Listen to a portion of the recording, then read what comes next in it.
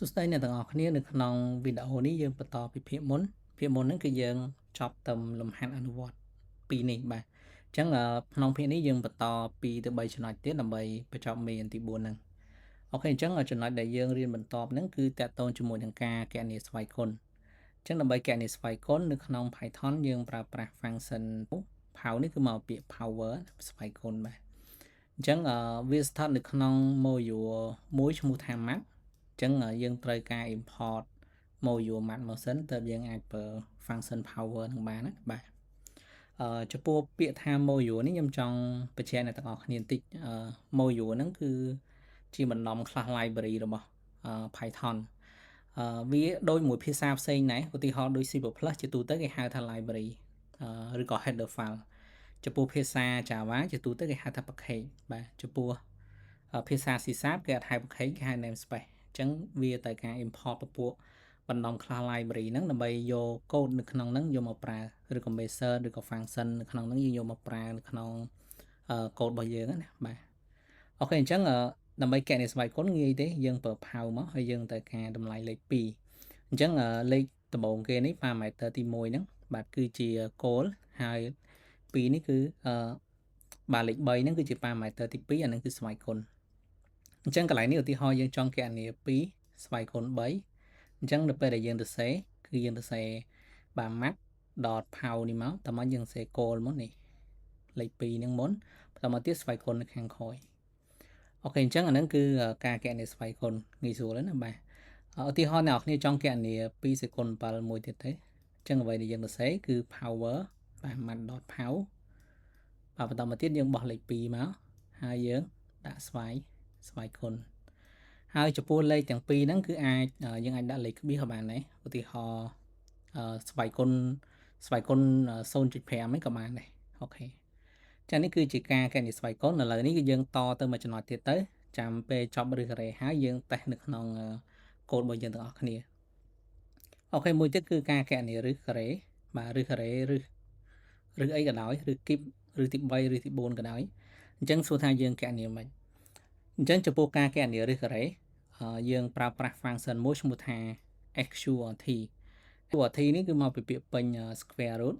square ហ្នឹងគឺការ៉េបាទ root ឬបាទអញ្ចឹង square root គឺឬការ៉េអញ្ចឹងឬការ៉េនេះអ្នកនរគ្នាប្រហែលជាចេះណាព្រោះយើងធ្លាប់រៀននៅវិទ្យាល័យអីអញ្ចឹងឬការ៉េនេះឧទាហរណ៍ឬការ៉េនេះ4គឺស្មើ2អញ្ចឹងហ្នឹងគឺឬការ៉េឯងបាទហើយមួយទៀតយើងប្រើ function cbrt នេះគឺមកពីពាក្យ cube root បាទយើងអាចនិយាយស្រួលចាំគប់រត់ទៅបាទគប់រត់អាហ្នឹងគឺឬគីបបាទអញ្ចឹងគណនាឬគីបនេះឬគីបឧទាហរណ៍អ្នកគ្នាចង់គណនាឬទី3នេះ8ទៅបាទស្មើ2អញ្ចឹងអាហ្នឹងគឺរបៀបគណនាឬគីបណាបាទអញ្ចឹងទាំង xqrt និង cbrt នេះគឺស្ថិតនៅក្នុង module map ដូចគ្នាបាទអញ្ចឹងយើងត្រូវការ import map បាទទាំង power នេះដូចគ្នាដែរហើយមានករណីមួយទៀតចុះបើសិនជាយើងចង់គណនាឬទី4ព្រោះឬradical នេះគឺយើងមានឬប្រហែលក៏បានដែរចុះបើយើងចង់គណនាឬទី n ចុះឧទាហរណ៍ណាបាទឬទី4ទី5ទី6តែយើងត្រូវធ្វើម៉េចអូខេអញ្ចឹងអាហ្នឹងគឺយើងត្រូវការរូបមន្តគណិតវិទ្យាជំនួយយើងប្រើរូបមន្តនេះតែហ្នឹងចាំខ្ញុំលម្អិតតិចទៀតណាបាទឬទី n នៃ a ស្វ័យគុណ m យើងបញ្ចេញ a ចេញពី radical មកគឺ a ស្វ័យគុណ m លើ n បាទអញ្ចឹងដើម្បីគណនាឬទីប៉ុន្មានក៏ដោយឧទាហរណ៍ឬទី4គឺយើងត្រូវប្រើរូបមន្តមួយនេះបាទអូខេអញ្ចឹងនេះជាឧទាហរណ៍យើងចង់គណនាឬការ៉េនេះ4យើងទៅសេអញ្ចេះឬទី3យើងទៅសេអញ្ចេះអានេះគឺគណនាឬទី4អូខេឥឡូវកុំឲ្យខាតពេលយើងសាកល្បងតេស្តកូដនឹងនៅក្នុង Visual Studio Code ទាំងអស់គ្នាទៅហើយចាំមើលលទ្ធផលជាក់ស្ដែងអូខេបាទតើឥឡូវខ្ញុំតេស្តពី function power មុនបាទខ្ញុំបង្កើត file example ទី6មួយអត់ទាន់មានកូដអីទេអញ្ចឹងយើងចាប់ផ្ដើមបាទអញ្ចឹងឧទាហរណ៍ថាខ្ញុំចង់គណនា2សេគុណ3ចុះស្មើ8តែយើងត្រូវធ្វើម៉េចទី1គឺយើងត្រូវការ import class សុំតមក module អានមកបាទបន្តមកទៀតគឺយើង call map បាទ .pow មកយើងចង់គណនាប៉ុន្មានស្វ័យគុណប៉ុន្មានឧទាហរណ៍2ស្វ័យគុណ3 chẳng viên đừng kẹn này ở giờ này bên tay lời ní bữa sân thì dân ran tới ở trên là tập họ lấy tê bạn này dân khơi gọi mình khơi nhảy thằng ngọ hai đấy được xa tại là tập họ ní cái dân ở bàn print vía trên là console chắc là bài print vía trên là console ok nào khi ai bắt các bài bỏ mùi tiền tới dân anh đặt answer smile cho mùi nâng mặt đọt phao nâng máu và tao mà tiết dân print answer nâng tới cái trên chùm lòi ឬក៏អ្នកទាំងអស់គ្នាខ្ជិលបង្កើត variable ថ្មីយើងទៅសេ mat.pow នៅក្នុង print នឹងមកក៏បានដែរអូខេអញ្ចឹងយើង run មកនេះចម្លើយគឺបាទវាចេញជាទស្សនវិជ្ជាឲ្យយើងគឺ8អូខេអញ្ចឹងអាហ្នឹងគឺគណនីស្វ័យគុណហើយបើសិនជាយើងចង់គណនីឬការ៉េវិញឧទាហរណ៍ខ្ញុំចង់គណនីឬការ៉េនេះ4អញ្ចឹងខ្ញុំ comment លេខនេះមួយមកតមកទៀតយើងគណនីដោយប្រើប្រាស់ function mat.xqrt ហើយយើងដាក់លេខ4មកអញ្ចឹងកន្លែងហ្នឹងគឺវាស្មើនឹងឫសការ៉េនេះ4អញ្ចឹងឫសការ៉េនេះ4ស្មើប៉ុន្មានគឺវានឹង store នៅក្នុង answer យើងអូខេយើង print answer មកចេញ2អញ្ចឹងឫសការ៉េនេះ4ចេញ2គឺត្រូវហើយបាទចុះបើសិនយើងចង់គណនាឬ keep វិញគឺយើងប្រើ cbrt អញ្ចឹងយើងរកលេខស្រួលតិចទៅហើយយើងដាក់លេខ8ចុះព្រោះឬ keep នេះ8ស្មើ2យើងដឹងចម្លើយហ្នឹងត្រូវណាអូខេចឹងបើយើងដូរលេខ copy 8ក៏ពិបាកដែរព្រោះយើងអត់ដឹងចម្លើយបានអូខេឥឡូវទីហោ5ទៅចឹងឬគីបនេះ5ស្មើប៉ុន្មានអាហ្នឹងក៏អត់ដឹងដែរអូខេវាចេញអានេះឲ្យចឹងគឺស្មើប៉ុណ្្នឹងគឺត្រូវអូខេបាទចុះបើសិនជាយើងចង់គណនាឬទី4វិញថាយើងគណនាមិនអូខេអញ្ចឹងអ្នកទាំងអស់គ្នាអាចងាកមកមើលរូបមន្តនេះមិញចឹងបើសិនជាអ្នកទាំងអស់គ្នាចង់គណនាឬទី4ចុះឬក៏ឬទី5ឬទី6ក៏បានដែរឧទាហរណ៍ថាខ្ញុំចង់គណនាឬទី4នៃ16អញ្ចឹងបើសិនជាយើងទៅសេនៅក្នុងគណិតវិទ្យាយើងទៅសេចេះយើងដាក់ឬទី4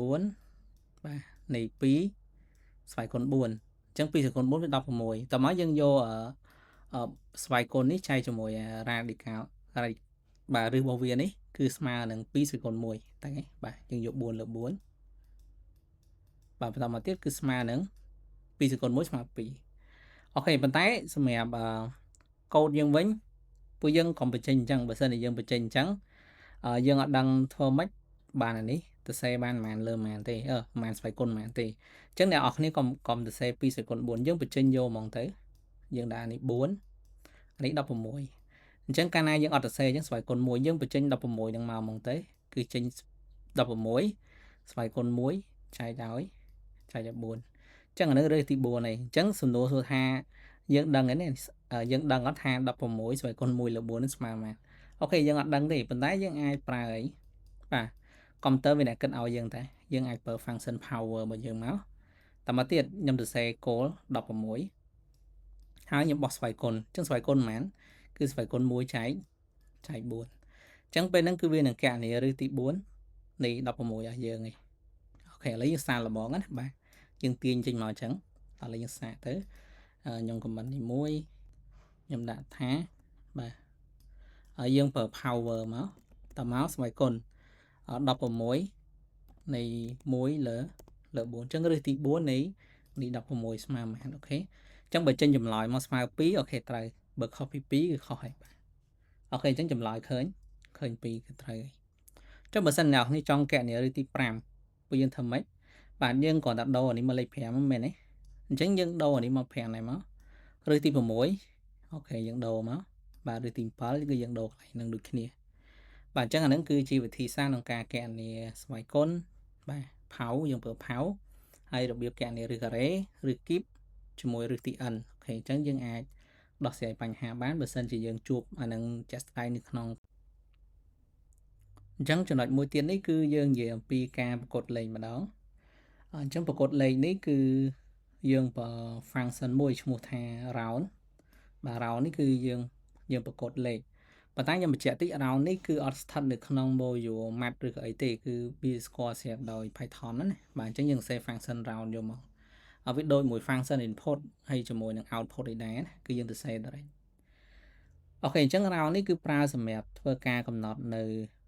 ប្រកួតលេខហើយប្រកួតហ្នឹងគឺយើងអាចកំណត់ខ្ទង់ក្រោយវាបានថាយើងចង់ប្រកួតវាមកលេខគុតហ្មងឬក៏ប្រកួតវាយក2ខ្ទង់ក្រោយក្បៀសឬក៏3ខ្ទង់ក្រោយក្បៀសអូខេ ហើយយើងមាន function floor មួយ cell floor មួយ cell នេះគឺនៅក្នុង module math អញ្ចឹងគ្នាយើងទៅ import module math មក floor នេះគឺយើងប្រើដើម្បីប្រកួតលេខដែរតែយើងប្រកួតចុះក្រោមជានិច្ចអូខេអាហ្នឹង floor ហើយមួយទៀតគឺតាក់ទងជាមួយ cell នេះគឺយើងប្រកួតដែរប៉ុន្តែយើងប្រកួតឡើងជានិច្ចអូខេអញ្ចឹងការប្រកួតហ្នឹងគឺប្រកួតទៅជាចំនួនកុដណាបាទ floor មួយ cell លើកលែងដល់ round យើងអាចកំណត់បានអូខេអញ្ចឹងកន្លែងនេះយើងនឹងឧទាហរណ៍នៅក្នុង Visual Studio Code មើលជាក់ស្ដែងប៉ុន្តែមុននឹងចូលអ្នកនរគ្នាមកកន្លែងមើលឧទាហរណ៍ខាងស្ដាំតិចទៅបាទអញ្ចឹងឧទាហរណ៍ថាអ្នកទាំងអស់គ្នាចង់ប្រកួតលេខប្រកួត round នេះបាទយើងប្រើ function round ណាយើងសរសេរតែប៉ុណ្្នឹងមកសួរថាវាប្រកួតឡើងឬក៏ចុះអូខេចម្លើយគឺវាប្រកួតឡើងដោយសារអីយើងមើលលេខក្រួយក្បៀសនេះគឺចាប់ពី5ឡើងគឺយើងប្រកួតឡើងទៅទេបាទអញ្ចឹងវាឡើងទៅបាន6ហើយចំពោះ round លេខនេះដោយសារក្រួយក្បៀសវា3ចុះបាទវាទូជាង5អូខេនិយាយរួមវាទូជាងពាក់កណ្ដាលយើងអាចនិយាយអញ្ចឹងណាបាទអញ្ចឹងគឺវាប្រកួតចុះអញ្ចឹងប្រកួតមក5ហើយចំពោះ round នេះដូចគ្នាដែរ function round ដដែលទេប៉ុន្តែក្នុងករណីដែលយើងចង់ប្រកួត2លេខក្រួយក្បៀសយើងអាចបោះ parameter ទី2ទៅនេះយើងសរសេរលេខដែលយើងចង់ប្រកួតហើយបន្តមកទៀតតែយើងចង់ប្រកួតប៉ុន្មានខ្ទង់ក្រួយក្បៀសអញ្ចឹងយើងបោះលេខហ្នឹងទៅអញ្ចឹងលេខនេះគឺលេខ2អញ្ចឹងមានន័យថាគេប្រកួតលេខហ្នឹងដែរប៉ុន្តែគឺយក2ខ្ទង់ក្រោយក្បៀសអញ្ចឹងយើងប្រកួតទៅគឺបាន 5.68 ដោយសារអីគឺយក2ខ្ទង់ក្រួយក្បៀសហើយលេខ8នេះគឺយើងត្រូវប្រកួតឡើងអញ្ចឹង7នេះឡើងទៅ8អូខេបាទចំពោះឧទាហរណ៍មួយនេះដែរគឺយើងប្រកួតមែនប្រកួតតែមួយខ្ទង់នេះក្រួយក្បៀសណាបាទអញ្ចឹងវាត្រូវប្រកួតនេះនៅលេខនេះបាទអញ្ចឹងយើងបាន 5.7 ដោយសារអីបាទអានេះគឺយើងត្រូវប្រកួតឡើងបាទលេខ7ណាបាទប្រកួតឡើងអូខេអញ្ចឹងនេះតាក់ទងមួយ round ហើយតាក់ទងជាមួយ floor វិញ floor គឺប្រើដើម្បីប្រកួតចុះរហូតអញ្ចឹងនៅឧទាហរណ៍ឡើងនេះវិញ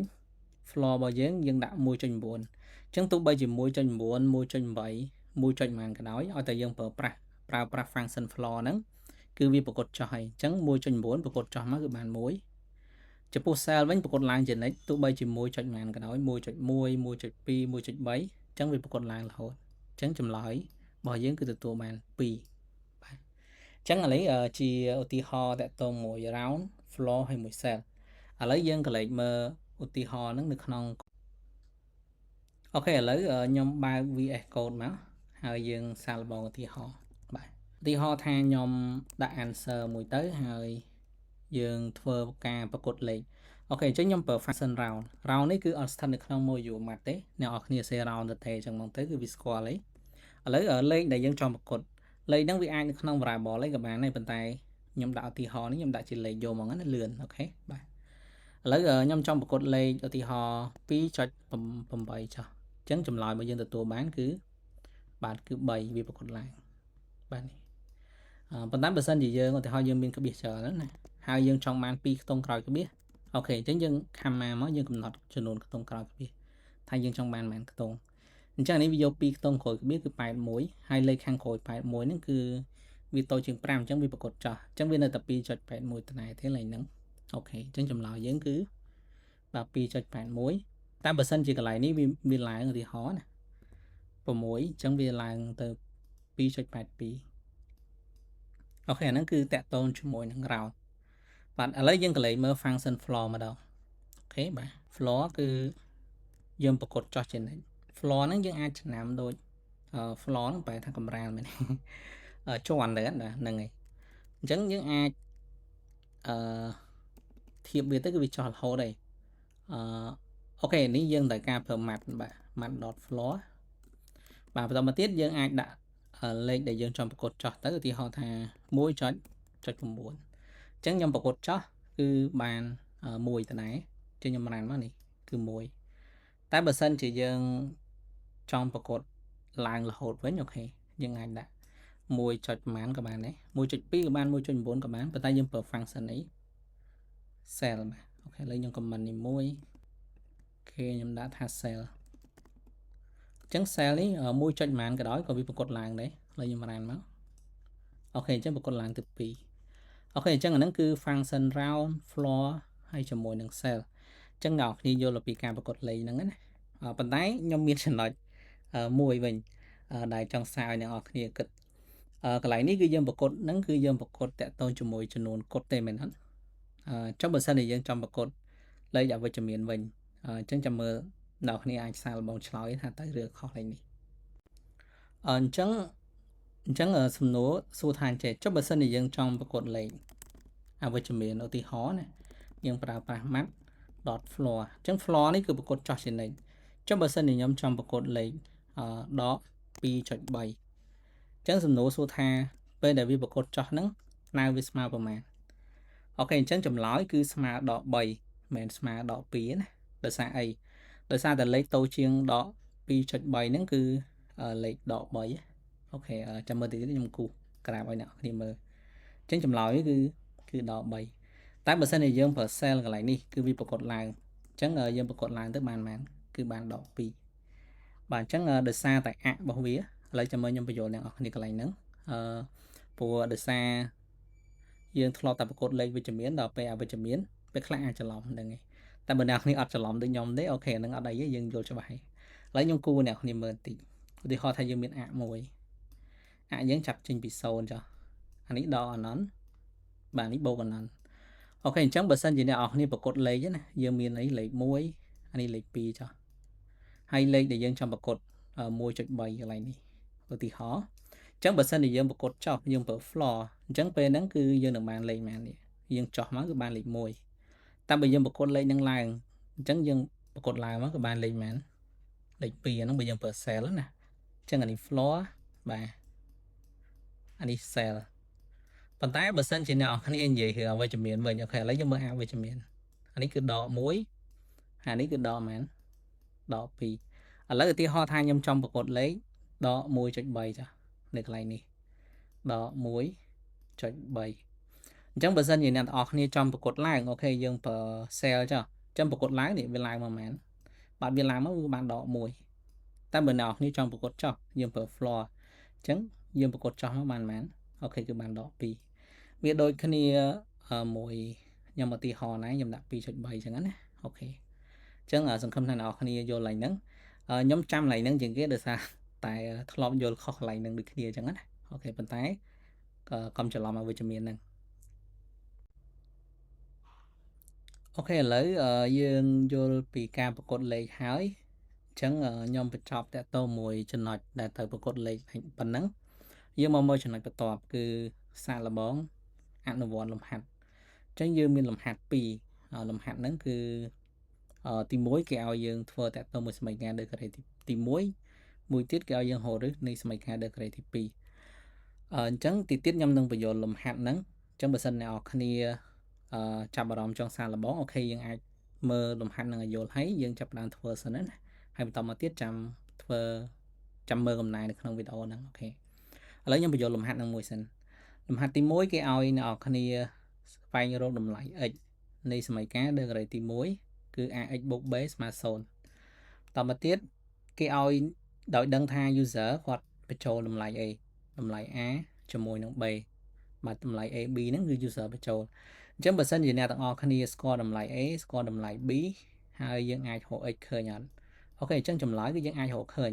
គឺយើងទាញតាមសមីការធម្មតាទៅអូខេអញ្ចឹងពួកយើងមើលអានេះគឺជា output ដែលគេបង្ហាញហេតុអីបានវាស្មើដក2បើសិនជាគេបញ្ចូល a 2បញ្ចូល b 4បាទអញ្ចឹងកន្លែងហ្នឹងគឺធ្វើអញ្ចេះបើសិនអ្នកនរគ្នាយល់ហេតុអីយើងអាចធ្វើហ្មងណាខ្ញុំបញ្យល់សម្រាប់កាលលោកគ្នាយើងអាចថាវ៉ាកងទី2ទៅផ្លិចសមីការអញ្ចឹងទៅអូខេតោះឥឡូវយើងមើលលេខហ្នឹងអញ្ចឹងឧទាហរណ៍ ax បូក b យើងចង់រក x យើងធ្វើម៉េចបាទអញ្ចឹងយើងគ្រាន់តែបោះ b ទៅអង្គទី1ទៀតទៅយើងបាន ax បាទស្មើដក b ហើយយើងបោះ a ទៅមួយទៀតទៅវាគុណបោះទៅម្លងញ៉ាស្មើវាចែកទៅអញ្ចឹងវាបានដក b លើ a អូខេអញ្ចឹងបើសិនអ្នកនរគ្នាចង់រក x យើងយកដក b ចែកឲ្យ a ទៅហើយ a នេះគឺ user function input បាទ function input នេះយើងរៀនហើយមិនអញ្ចឹងណាអូខេហើយ b នេះគឺ user បញ្ចូលដូចគ្នាយើងចាប់ចេញពី input ហើយ complex convert វាមកជា float ទៅឬក៏ in ក៏បានដែរតែយល់ល្អយើងប្រើមក float ទៅណាបាទអូខេអញ្ចឹងយើងអាចរក x ឃើញយើងគ្រាន់យកដក b ចែក a ទៅឃើញបាទអូខេអញ្ចឹងអាហ្នឹងគឺ สมัยการ degree ទី1ចំពោះលំហាត់មួយទៀតគឺសมัយការ degree ទី2គេឲ្យអ្នកគ្នារក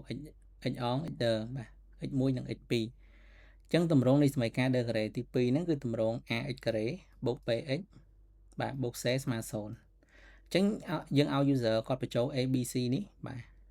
អញ្ចឹង abc user បញ្ចូលអញ្ចឹងយើងអាចរក x អង x ដឺឃើញទេអញ្ចឹងចម្លើយគឺឃើញប៉ុន្តែតើអ្នកនរគ្នាចាំពីវិធីដោះស្រាយសមីការ degree ទី2បាទអញ្ចឹងបើអ្នកនរគ្នាភ្លេចអូខេខ្ញុំរំលឹកបន្តិចទៅបាទកន្លែងនេះគឺស្រួលទេដោយសារតែយើងមិនមែនអ្នកកណនីគឺ computer អ្នកកណនីណាបាទអញ្ចឹងយើងចុះតារូបមន្តចូលទៅគឺវាចេញចម្លើយឯងអូខេអញ្ចឹងតម្រងរបស់យើងគឺax ការ៉េបាទបូក bx បូក c ស្មើអញ្ចឹងដើម្បីរក x អង 1x ដឺទី1អ្នកនរគ្នាទៅរក delta សិនបាទអញ្ចឹង delta នេះស្មើអីគឺស្មើ b ការ៉េបាទដក 4ac បាទ4គុណ a គុណ c អញ្ចឹងពេលអ្នកនរគ្នារកឃើញ data ហើយយើងអាចរកឬឃើញហើយប៉ុន្តែក្នុងករណី data តូចជាង0អានឹងវាអត់មានឬទេអញ្ចឹងអានឹងយើងអាចទុកចោលទៅយើងរកតែករណីវាមានឬទេណាបាទអញ្ចឹងយើងអាចរក x អងឃើញអញ្ចឹង x អងយើងស្មើប៉ុន្មានអញ្ចឹង x អងយើងស្មើដក b បាទយើងដាក់បូកមុនក៏បានដកមុនក៏បានដែរលេខហ្នឹងបូកឬនៃ data បាទចែកនឹង2a អញ្ចឹងអាហ្នឹងគឺ x អងហើយចំពោះ x ដឺអូខេយើងគ្រាន់តែដូរសញ្ញានេះមកដកមកដក b ដកឲ្យឬដែរ data ចែក 2a អញ្ចឹងយើងអាចរក x អងដូចឃើញហើយបាទដោយសារ user គាត់បញ្ចូល a ដៃនេះបាទ a user បញ្ចូល b user បញ្ចូល c នេះក៏ user បញ្ចូល a b c user បញ្ចូលហើយអញ្ចឹងអ្នកនរនេះស្គាល់ b ស្គាល់ a ស្គាល់ c យើងអាចរក data ឃើញ data យើងអាចកណនីរក x អងឃើញហើយនឹង x ដឺឃើញបាទអញ្ចឹងអូខេអ្នកនរគ្នាអាចសាកល្បងដោះស្រាយលំហាត់នឹងសិនទៅយើងអាច search រកដំណោះស្រាយក៏បានដែរអូខេឥឡូវយើងបើក VS Code របស់យើងមកខ្ញុំលុប code ចោលទាំងអស់ហើយខ្ញុំចាប់ផ្ដើមលំហាត់ទី1អញ្ចឹងលំហាត់ទី1នេះគឺយើងកណនីសមីការ degree ទី1ណាបាទយើងចាប់ផ្ដើមដំបូងអូខេខ្ញុំ print title ទៅដោយប្រើសញ្ញា single quote 3ហើយខ្ញុំដាក់ចំណងជើងថា practice equation degree 1បាទតមកទៀតខ្ញុំដាក់អូខេចំណងជើងវែងអញ្ចឹងមកសំទោសបន្ទាន់បាទអូខេឥឡូវយើងឲ្យ user ក៏បញ្ចូលឲ្យគេយើងឲ្យ user បញ្ចូល a ជាមួយ b អញ្ចឹងយើងត្រូវការ variable 2មក a មួយ b អូខេយើងតាំង a ស្មើជាមួយ a ស្មើជាមួយ input ហើយតមកយើងឲ្យ user គាត់បញ្ចូល a ប៉ុន្តែពួកយើងកុំភ្លេច input នេះគឺវា return ឲ្យយើងជា string ទៅឯងពួកយើងបាទអញ្ចឹងអ្នកនរនេះត្រូវការ convert វាទៅជាលេខអញ្ចឹងដើម្បីយកលេខកណនីខ្ញុំប្រើប្រាស់ float ចុះដោយសារក្នុងករណីហ្នឹងគេអាចមានកាពីបាទមាន b មួយទៀតអូខេ b យើងធ្វើដូចគ្នាដែរខ្ញុំ convert មក float សិនដើម្បីខ្ញុំដាក់ input enter b អូខេអញ្ចឹងយើងបានតម្លៃ a b ហើយយើងរក x ឃើញទេបាទយើងឃើញយើងឲ្យ x ស្មើជាមួយនឹងដក b បាទចែកឲ្យ a មកគឺឃើញចម្លើយបន្តមកទៀតចម្លើយយើងគឺ store នៅក្នុង variable x ទេតែយើងមើលអត់ឃើញទេដោយសារតែយើងអត់ទាន់ print អូខេអញ្ចឹងយើង print ចម្លើយចេញមកបាទគឺយើងចេញបន្ទាត់មួយសិនអូខេយើងចេញ x ស្មើចឹងមកអូខេអញ្ចឹងយើង print មកខ្ញុំដាក់single quote 3 single quote 3អញ្ចឹងឡើយនេះខ្ញុំចេញបន្ទាត់ខ្ញុំយកបន្ទាត់នេះមកអូខេបាទបន្តមកទៀតយើងចាប់ផ្ដើមចេញចម្លើយបាទឲ្យគេចេះx ស្មើអូខេបាទយើងទៅសេឲ្យដូចគេហ្មងទៅបានបន្ទុកពេញអូខេ x កន្លែងនេះគឺគេជួសដោយគេតម្លៃ a ដែលគេបញ្ចូលអញ្ចឹង a ហ្នឹងគេបញ្ចូលប៉ុន្មានយើងចេញប៉ុណ្ណឹងណាអូខេអញ្ចឹងកន្លែងហ្នឹងគឺយើងបើកវងកញ្ចក់មកយើងជួសលេខជួស variable a ចូលអូខេអញ្ចឹងយើងអាចបើក bracket ទៅសេ a ប៉ុន្តែ complex កាលណាយើងសេ variable អញ្ចឹងអូខេយើងដាក់អីគេ format នៅខាងមុខបាទអញ្ចឹង ax បាទបន្តមកបូកឲ្យ b អញ្ចឹងយើងជួសតម្លៃ b ចូលដែរបាទគេដាក់វងកញ្ចក់ដែរណាអូខេយើងដាក់តាមគេទៀតបាទស្មើជាមួយអីអូខេស្មើប៉ុន្មានយើងអត់ដឹងទេប៉ុន្តែយើងជួសចម្លើយ x យើងចូលអូខេអញ្ចឹងប៉ុណ្ណឹងគឺចេញចម្លើយយើងហើយអូខេបាទឥ ឥឡូវខ្ញុំ run code នឹងតិចទៅខ្ញុំ clear screen នេះចោលមួយបាទអញ្ចឹងខ្ញុំចាប់ផ្ដើម start អូខេបាទអញ្ចឹង start នេះគឺយើងបញ្ចូលតម្លៃ a ទៅយើងបញ្ចូលប៉ុន្មានក៏បានដែរឧទាហរណ៍ថាខ្ញុំបញ្ចូល2ចុះហើយលេខនេះខ្ញុំបញ្ចូល6អញ្ចឹងដក b លើ a គឺស្មើជាមួយនឹងដក3អូខេអញ្ចឹងត្រូវអញ្ចឹងនេះគឺជាលំហាត់ទី1បាទអញ្ចឹងឥឡូវយើងនឹងបន្តទៅលំហាត់ទី2នេះចឹងលំហាត់ទី2ខ្ញុំអត់លុប file នឹងចោលទេខ្ញុំបង្កើត file មួយទៀតខ្ញុំដាក់ថា example 7បាទ .py អូខេអញ្ចឹងយើងចាប់ផ្ដើមសរសេរដូចមិញទៅដើម្បីរៀងលឿនដោយសារភាគនេះរៀងវែងណាអូខេខ្ញុំ copy title មកខ្ញុំដាក់ pass មកចេះខ្ញុំដូរទៅ degree ទី2បន្តមកទៀតយើងឲ្យគេបញ្ចូលព្រោះយើងឃើញគេបញ្ចូល a b c អញ្ចឹង a b c នេះក៏អាចជា float ដែរអញ្ចឹងខ្ញុំទៅ copy មុននឹងមិញមក a b បាទហើយខ្ញុំផាសយើងបញ្ចូល a